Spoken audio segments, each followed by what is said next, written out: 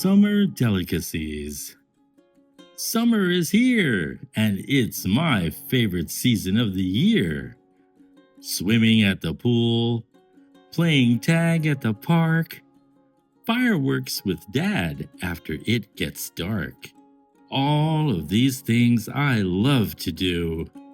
But what I really enjoy doing, allow me to share with you. The food. The summer delights. I love all the summer foods. Kakigori, somen, chuka. I love every bite.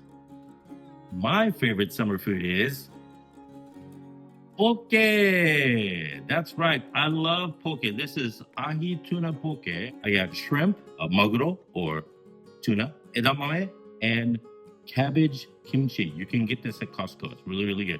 And of course, shiso on top, and also sesame seeds. The shiso comes straight from my garden, and I love it. This is so good.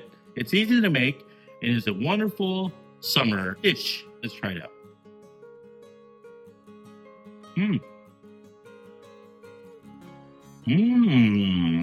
And please try the cabbage kimchi. You can get it from Costco.